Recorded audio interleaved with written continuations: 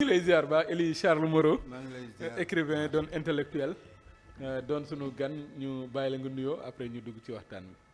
waaw en fait jëlum kàddu bu nekk occasion la ndeysaan.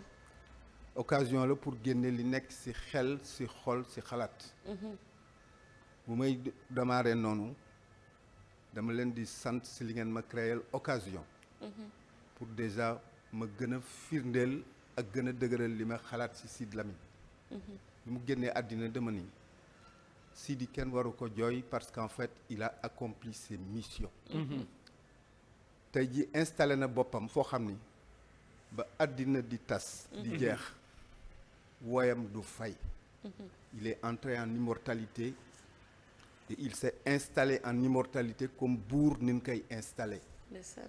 il a laissé des choses yoo xam ni jusqu'au dernier matin du monde dañ koy survivre incha allah moo indi Walfadjri continuer alors que ma nga sa dëgg incha allah mais fa mu nekk am naa yaakaar ni fi mu nekk mi ngi suivre émission bi si kàttanu yàlla ak ruuxam yàlla di jàppale Walfadjri noonu na ko njorte yàlla na ko sunu boroom def allahumma amin yaa rabbi. bu loolu wéyee nag occasion la aussi pour souhaiter à toutes les communautés chrétiennes comme musulmanes réellement yàlla nangu et valider koor yi ñu ciy def incha allah amiin amiin.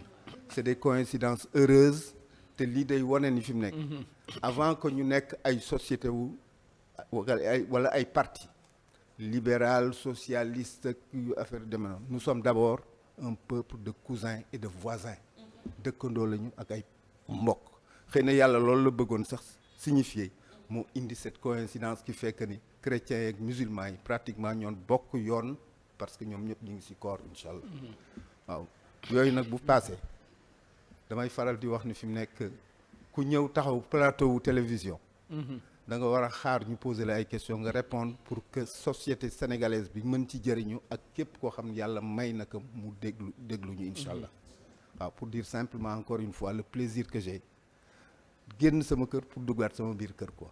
macha allah waaw pour dire que ni fi mu nekk foofu la ma Sidy toll woon et am naa yaakaar ni fi mu nekk gënumaa bëgg Walfadjri jërëjëf. parce que ça n'a pas commencé ici ça a commencé du côté de IPG 92 ma jógee France ñëw commencé di collaborer ak moom période boobu comme j'ai l'habitude de dire bu ma koy repérer Madiambal tuddul woon Madiambal Moussa Sarr la tuddoon jusqu'au jour où il a créé en 2003 le quotidien dénkoon que Mamadou Biaye qui était là Biaye di ramasser ay nit yu war a chronique def ay chronique si ak ay bind si le quotidien ma ñàkk sens ba mu boole ma ci ma xëy suba mu jox ma rendez-vous Abdou Fall nekkoon ministre de la culture su Wade ma daan ñëw mu daan ni ma grand dama la bëgg gis parce que dañu bëgg lancer un journal qui s'appelle le quotidien sama patron dafa bëggoon réellement nga bokk ci équipe bi ma jox ko rendez-vous Douta Seck mu ànd ak Madiambal jour boobu laa xam ni Madiambal la tudd parce que pendant 3 ans on a collaboré ñoom Ousseynou Gueye Tidiane Kassé et cetera Mame Less Jean Meissa et cetera di reerandoo nag di añandoo sa terrasse non c'est une histoire merveilleuse jërëjëf père. ma daal di ñëw effectivement biyaay ma daal di génn mu daal ni ma grand say je suis venu avec mon directeur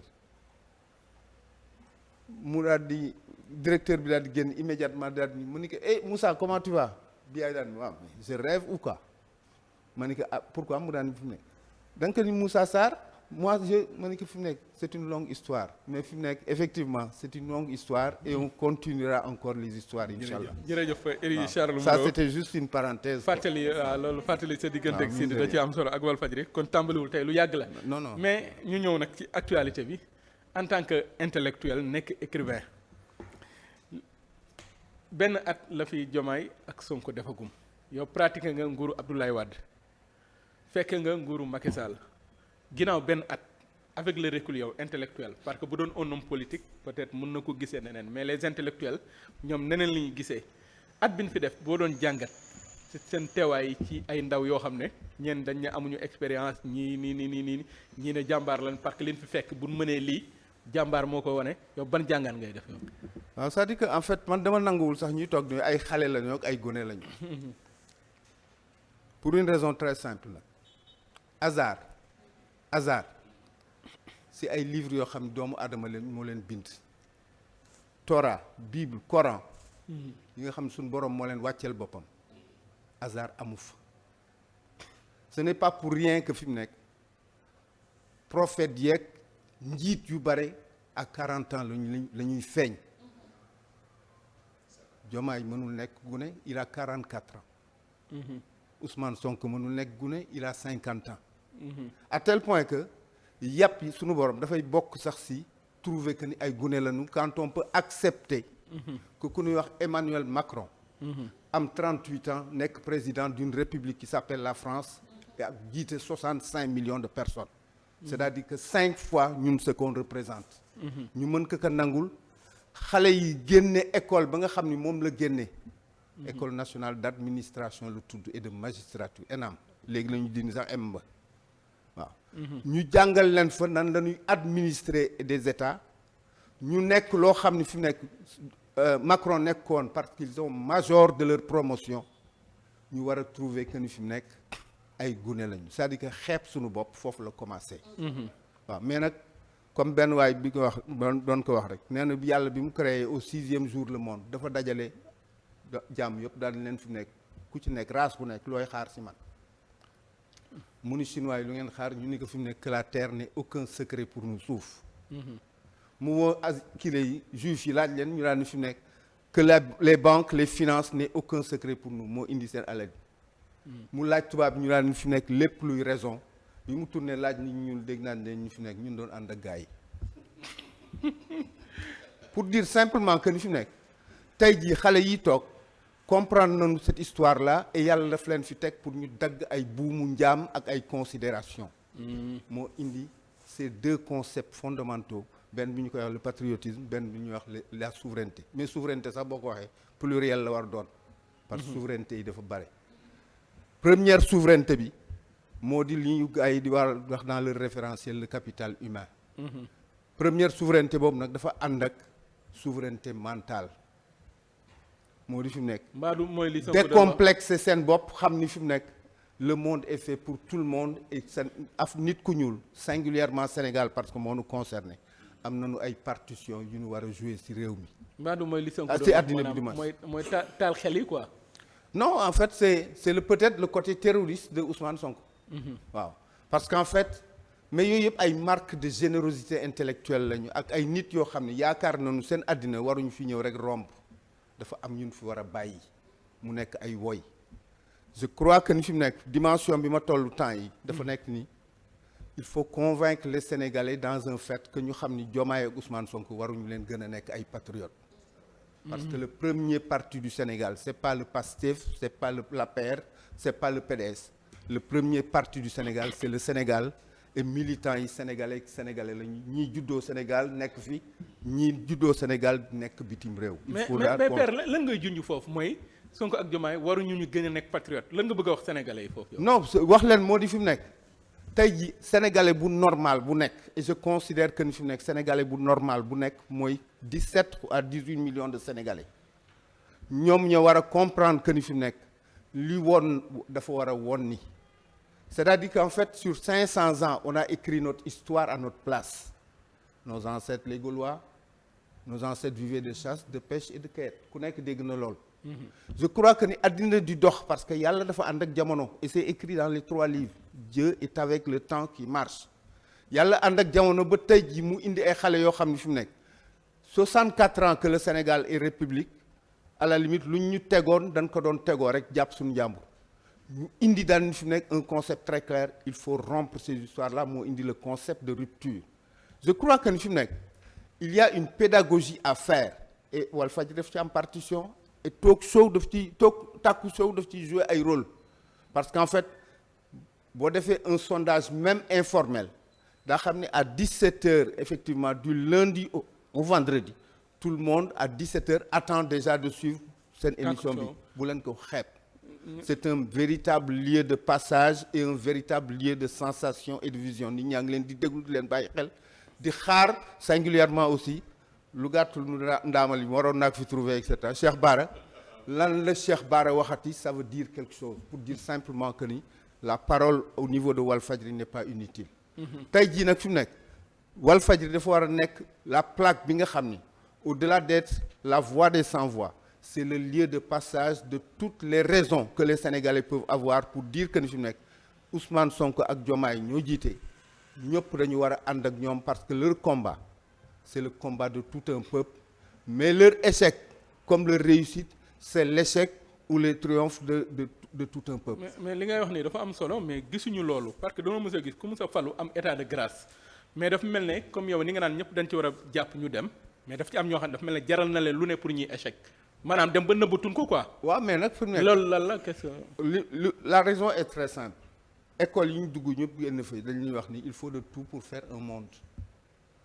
àddina boo gis am na ci ay nit yoo xam ne effectivement safaan la ñuy fonctionner moo leen di dundal c'est leur fonds de commerce am na ñoo xam ni dañu yaakaar ni fi mu nekk fu ñuy waxee aqulaay taalaa la ñuy waxee je crois que ni moo indi ces dissensions là mais tant que le monde sera le monde aussi il y aura des brebis galeuses partout waaw mais nag il s'agit aussi de se battre contre ces brebis galeuses là effectivement te Madjiguène junñu naka léegi ne serait-ce qu'avec le clin d'œil qu'elle a fait avec le maire dont on va parler certainement pour dire simplement que ni fi mu nekk combat la sénégalais yëpp xam ni fi mu nekk ëppalewu kenn ëppalewu ci et à la limite c'est l'avenir du Sénégal je crois que ni c'est le minimum et parmi les arguments parce que nag sénégalais yëpp am na ëtt bu ñu bokk ëttu diine la ëttu aada la mais à la limite le condensé ëttu diine lay doon ñii murid la ñii tijaan ñii xaadar ñii kët et cetera mais il se retrouve toujours autour d'un fait et d'un homme boo xam damay wax ni il a fait l'unanimité toute sa vie durant ou du moins 44 ans yi nga xam ne moo jiite la Tijania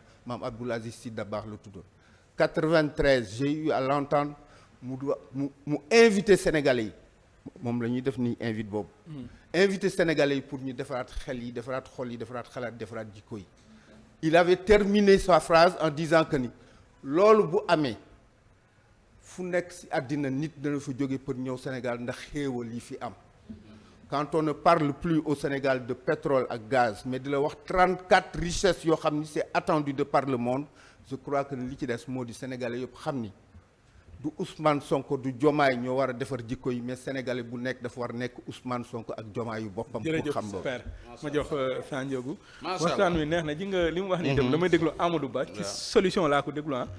mu ne ñun ñu ngi daw di génn. mais boo xoolee étranger ñi ngi njëkkante di ñëw Sénégal. waaw mu ne ku dafa mel ne dara ngi fi quoi góor gi da koy dëggal. oui voilà léegi kilifa gi. li nga wax am na solo mais man fi ma la doon laaj mooy avenir opposition bii fi ne nan nga leen gisee façon opposition bi ndax yaakaar nga ni am nañ avenir bu sori. opposition bi seen doxalin ak seen taxawaay quoi xam nga sa ree ji rek répondre na question bi waaye il faut que ñu def ko ay sujet verbe complément d'objet pour que sénégalais yi mën a comprendre au-delà de réew Sandiogou waaw pour dire simplement que ni waaw da nga ma fekk si réponse bu ma mës joxe par rapport à cette question là gis nga kuy xaru rek waaw kuy xaru yaay toog di opposer pour l'instant oui c'est vrai damay faral di wax ni gënaaru kenn nenu ma Ousmane Sonko ni ma ko bëggee Diomaye ni ma ko bëggee noonu laa mën a toog leen wax ni seen bët suufa ngi ci c'est vrai parce qu'en fait école yi ñu génn ñu xamal loolu qui aime bien châtie bien mënuloo bëgg nit ki mu dox waaw ba pare nag doo ko wax li ko fi nekk lii baax na lii baaxul dëgg la maa ngi koy wax sànq Omar hors antenne di ko wax ni fi mu nekk Abdoulaye Wade lu taxoon ma jage woon ko dama xëy benn suba mu woo ma daan ni ma dama lay déglu dama lay lire je t'invite à une chose dama la woo pour que tu sois l'antithèse de mes thèses c'est-à-dire mu ma xalaatee ba pare nga wax ma loo ci xalaat yow waaw j'ai besoin comme il me disait j'ai besoin de tes libertés liberté yooyu moo indi woon maag Sidi waaw Sidi était un homme foncièrement libre ginaaru kenn nenu ko waaw bon mais c'est pas le sujet parce que bu ñu duggee Sidi ma war duñ ci génn waaw pour dire simplement que ni j'ai réfléchi froidement à cette question et je me suis dit que ni fi mu nekk yàpp sénégalais yi weesootul ñii salaamaaleykum lañu toll ngeen bëgg commencer déjà di opposer ak di juger weddi suñu borom la mais yàpp sénégalais yi la singulièrement parce que suñu borom moo jaare loolu Ousmane Sonko gënu fi liggéey ndey gënu fi judd Diomaye gënu fi liggéey ndey gënu fi judd mais yàlla moo leen fal c'est-à-dire que boo ko nangoo rek am jàmm ak sa bopp. tey jii nag kuy xaru rek yaay def loolu moo di fi mu nekk ñii dañu déroulé gul sax parce qu'en fait ils sont effectivement à boo ko doon synthétiser da ngay wax ils sont en train de faire le tour du propriétaire. moo di jox nañ leen lu yaas. waaw muy Sénégal. il faut que ñu xool pàcc bu nekk côté bu nekk. ak ku nekk loo mën doon def parce que fi mu nekk woowuñu 14 millions de Sénégalais. 200 xaw ma 300 personnes lañ woo si 14 xaw ma 17 millions de Sénégalais. waaw parce que dañ leen dénkoon. waaw et à la limite ku sukkaa dénk am na droit nag effectivement la ma la dénkoon ma jigéen nu mu demee ak foo ci toll. foofu la ñu toll pour l'instant. ñiy xaru nag effectivement. parce que xam nañ ni amuñu vocation amuñu avenir politique. mais il fallait ñu dégg leen parce que en fait les casseroles vides aussi. non seulement font beaucoup de bruit. mais dañu bokk ci cuisine. waaw waaw à tel point que non c'est la réalité. mënoo leen génnee wàññi. dañ ci bokk c'est-à-dire que même bu ñu deful ñebbe ak xorom. ci lañ bokk. ci waañ bi lañ bokk. waaw à tel point waaw. mais kuddi maanaam kuddi yi ci wàññi bi lañ bokk. waaw mais pour l'instant ni nga xale yi di waxee fête du bruit. dafa amagul. pour une raison très simple Ousmane Sonko. wax naa ko temps yàlla ci benn émission. le malheur moo di ñu bare dañuy appesantir sur bonnet yi muy sol. 2 pièces ak 3 pièces yi ak demi-saison yi ak costume. Ousmane Sonko avant d'être une image c'est d'abord un discours. waaw discours la d'abord. les gens ont comme l'impression que il fonctionne comme. fans club. c'est-à-dire que lu mu wax baax na lu mu waxul sax baax na. alors que fi mu nekk du loolu moom la Ousmane Sonko war a xaar ci Sénégalais yi. bëgg nañu ko wax ni fii jusqu'à tel point c'est bon mais jusqu'à tel point baaxul jusqu'à tel point nag boo ko defoon nii baax na. je crois que ni fi mu nekk loolu la parce qu'ils sont dans cette dynamique-là. D'accord. Ousmane Sonko a eu à dire. ñuy wax boobu ñu ngi wax état de grâce 100 jours 200 jours machin chouette et cetera il a eu à dire parce que comme je dis moi je les suis. et je suis sérieusement parce qu'en fait comme je dis xëy na réflexe su écrivain la wala yu demee noonu ak yooyu ko wala intellectuel tout court qui a envie de donner ses avis. mu ni leen waxuma 100 jours waxuma état de grâce dama ni on est en 2024. en 2026 les Sénégalais se rendront compte ndax dañ doon fo. wala dañ doon liggéey. dëgg la. je crois que ni fi mu nekk ku la wax loolu. waaw nga dénk que légitimement et légalement réew. mën nga tey ànd ak dal. Sénégalais yi foofu la ñu war a toll. ah oui. même ces garçons là qui prennent la mer. je crois que ni fi mu nekk dañu fàtte seen mission ak seen i rôle. dëgg la parce que nag Ousmane Sonko Diomaye wàccewuñu asamaan. déedéet. jigéen ñi pour une large majorité ak jeunes yi. ñoo leen installé. mënuma nag installé man ay nit ba pare. waaw à la limite di dem sama yoon di gàddaay. jaaduwul. waaw. mais père ki dafa am.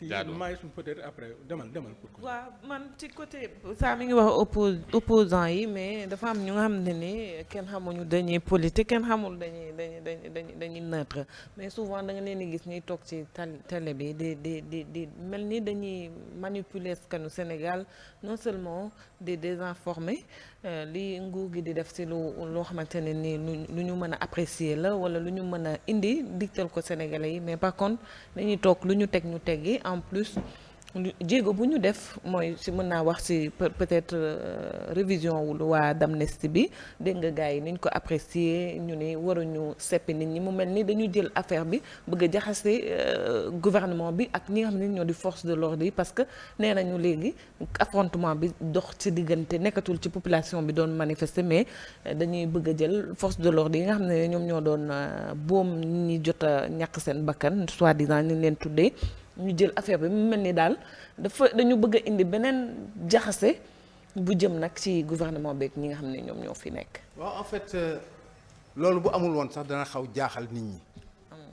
damay wax ni fi mu nekk Sa Ndiogou ñëpp ànd ak Sa Ndiogou. Sa Ndiogou war na tëj ci bopp.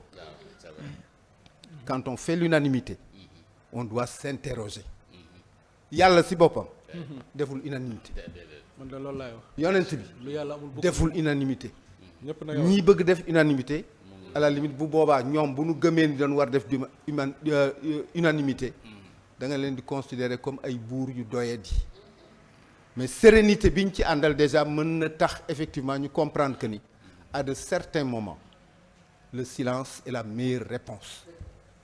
école idéologique yi nga xam ni gëmoon naa ko quand j'ai eu 17 ans 18 ans ba pare ñu formaté ñu dañ la doon wax les idées dominantes sont les idées de la classe dominante mënuma jiite ay opposants di ma dicter man li ma war def ma war a rendre compte demain Oumar Sandiogou Souka ak ma jigéen c'est-à-dire que fi mu nekk je continue mes chemins wax moom du ñàkk mais fi mu nekk wax bu nekk nga war ci tontu à la limite dañ lay wax ni fi mu nekk tontu wax bu yàqu lay doon je crois que ni fi mu nekk il faut et les gosses ont trouvé la formule lan lañ koy waxee focus waaw focus c'est une manière de dire que ni fi nekk on tire en touche et on continue le chemin je crois que ni foofu la ñuy toll état d'âme moo ci warul am parce que damay faral di wax ni mës naa ko wax d'ailleurs Seydou Gueye qui était ministre du temps de Macky parce que nag réew mi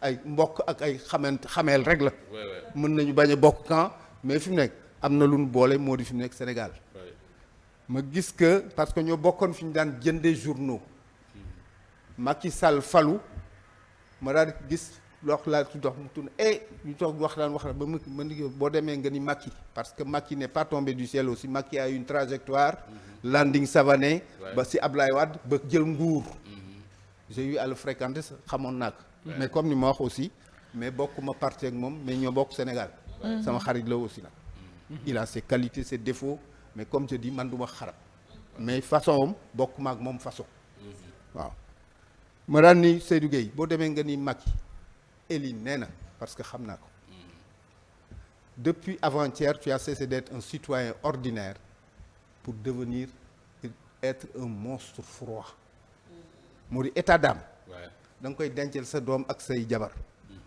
mais quand tu es dans la gestion d'un état amatul état d'âme il y a aucune faiblesse à montrer moom la boo yi toll en parlant de cette reddition des comptes parce que am na nu mu doon demee effectivement ñaan njekk yi dana fi bare lool waaw fii ñaan njekk barewul parce que yàlla dafa génne tubam yàlla dafa génne disquam xam nga mooy lan c'est pas les marabouts c'est Dieu moo tax fi mu nekk ñu bare taxaw si tefes parce que géej gi dafa sàmbaraan dafa yëngatu et cetera ñu mel na waaw yooyu daal je crois que ni fi mu nekk mooy li gars yi war a def xam ni fi mu nekk daañ leen ŋàññi daañ leen wax mais ils ont une feuille de route et une feuille de route elle est faite pour être suivie effectivement gëmu dóor waaw c'est waxuma sax gëmu dóor baaxul xool dóor baaxul il y a des parts de lucidité dal parce que damay wax ni buur kilifa dafa am ñaari affaires yoo xam si la war doxe moo di fi mu nekk de la tenue et de la retenue dans les deux cas gisaguma à la limite benn raison boo tax damay wax ni fi mu nekk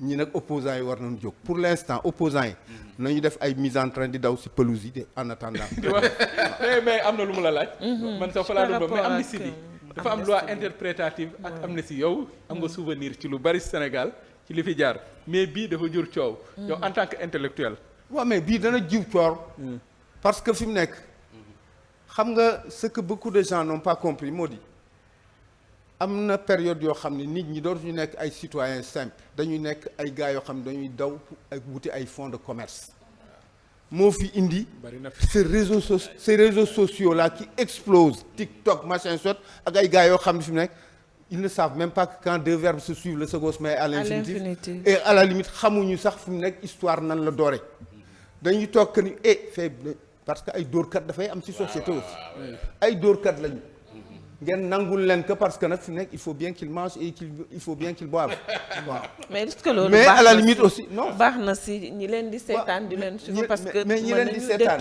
seetaan dafa am ñeneen ñuy toogal di waxante parce que fi mu nekk réewu dialogue la ak waxtaan. parce que ni ñu ko waxee mooy genre dafa mel ni comme si ñuy wax ne làq doom dóor doom. dañu jël ñi nga xam ne ñoo doon ànd ak ñoom di xeex bëgg leen protéger jël ñeneen ñi bëgg leen sacrifier. mais loi d'amnistie bi kan moo ko fi indi Ousmane Sonko ak Diomaye. non ah déedéet.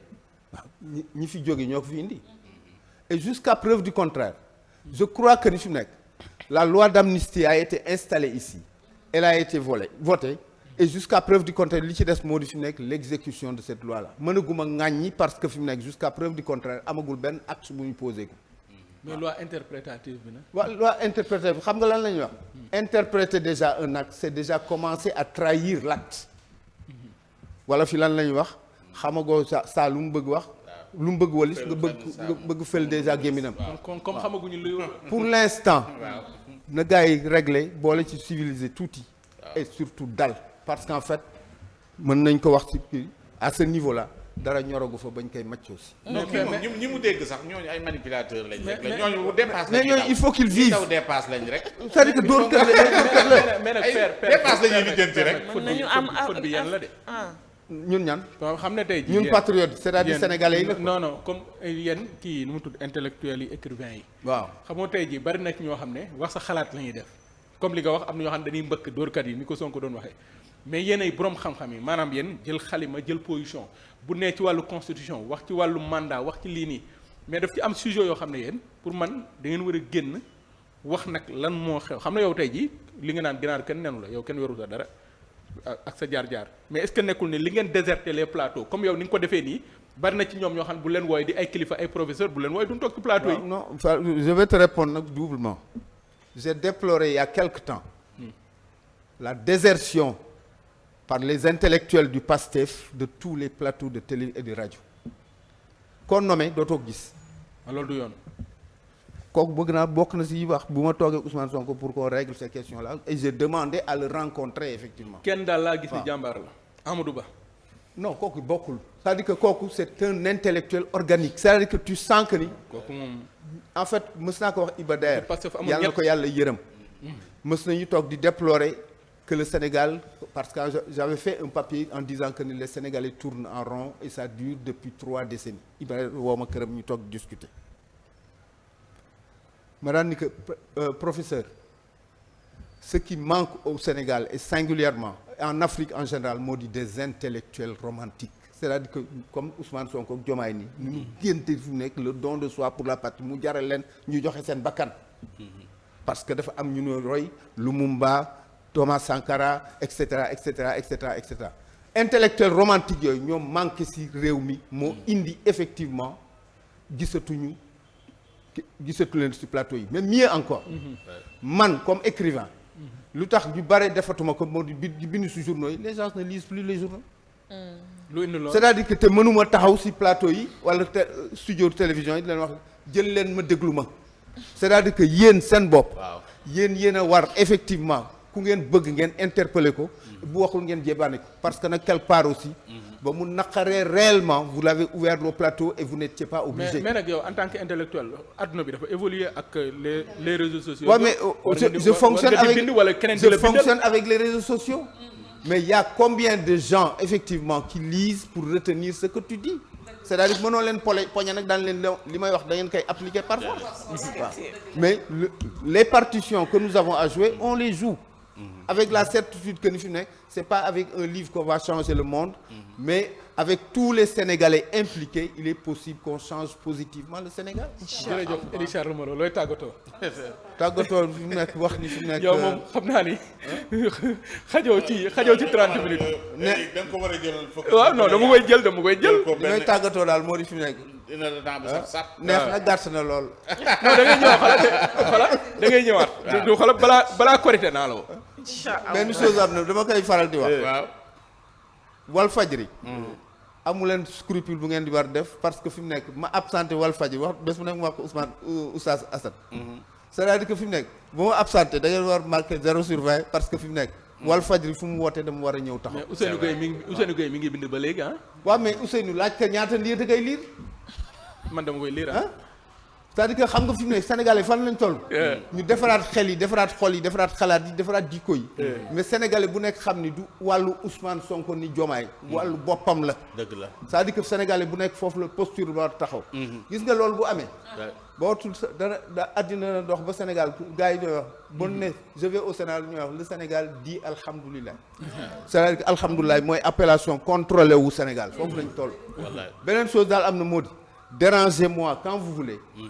pour Walfadjri comme pour toutes les télévisions ak rajo qui ont besoin de moi pour déjà ñu jàppale ñi nga xam ne ñoom la yàlla installé tey jii. je suis debout comme un soldat. macha allah jërëjëf Ely Charles Moreau doon intellectuel doon écrivain ñu koy gërëm bu baax di ko sant di fàttali ni ki ma doon wax sànq Walf Quotidien lay bind mooy Ousseynou Gueye ay chroniques yi boo ko dee lii moom ko engagé waaw ñu koy ziar bu et baax. Ousseynou gérer le volet économique de Walfadjri. jërëjëf merci ok Souka jërëjëf ñu ñaanal góor gi suñu borom bàyyi ko. mu gën amiin waaw di ko ñaanal fan bu du yàlla wàll ak jàppale leen. allahumma amin ya rabbi. incha allah. kenn du hésiter pour déglu leen. incha allah nit ñi di daw di leen wut si parce que quelque part comme je dis vous êtes un lieu merveilleux de passage de sensations et de visions que les Sénégalais attendent. merci beaucoup merci beaucoup merci beaucoup. du ay am na fleur nag solo vraiment am na solo. am na c'est solo un constat que je fais. merci beaucoup jërëjëf Omar Bun Khattab amoon na solo.